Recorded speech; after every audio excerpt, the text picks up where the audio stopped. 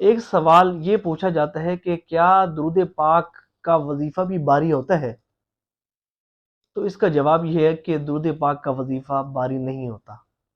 یہ تو ایسا بابرکت وظیفہ ہے کہ جتنی کثرت اس کی کرتے جائیں گے، جتنا زیادہ درود پاک کی کثرت کریں گے، اتنا رحمت الہی کا نزول ہوگا، اتنی رب کریم کی رحمت کی بارش آپ پر برسے گی۔ اور دیکھیں جتنے بھی دوسرے اوراد و وظائف ہیں، ان پر بکثرت آزمائشیں ان کی کثرت کرنے والوں پر وارد ہوتی ہیں، وہ آزمائش میں مبتلا کیے جاتے ہیں، لیکن درود پاک کی کثرت کرنے کی خاص بات یہ ہے کہ اس کی کثرت کرنے والا آزمائش، پریشانیوں، مصیبتوں، تکالیف، دکھوں سے نجات حاصل کرتا ہے۔ اللہ کریم اس پر اپنی خاص رحمتوں کا نزول فرماتا ہے۔ دیکھیں جب کوئی شخص ایک مرتبہ درود پاک پڑھتا ہے نا، تو اللہ کریم اس پر 10 رحمتوں کا نزول فرماتا ہے۔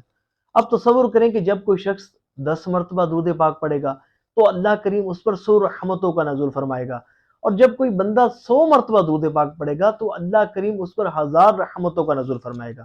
اب تصور کریں کہ جس طرح ہم کوانٹٹی بڑھاتے جائیں گے، درود پاک کی کثرت کرتے جائیں گے، درود پاک کی کثرت کرنے میں اضافہ کرتے جائیں گے، تو اتنا رحمت الہی کا نزول بڑھتا جائے گا، اتنی ہمیں پریشانیوں میں مبتلا کیا ہوں گے بلکہ ہماری پریشانیاں دور ہونا شروع ہو جائیں گی، ہماری آزمائشیں ختم ہونا شروع ہو جائیں گی، ہماری تکالیف ختم ہونا شروع ہو جائیں گی، بلکہ ہم پریشانیوں اور مصیبتوں سے نکل کر راحت و سکون ہمیں میسر ہوگا۔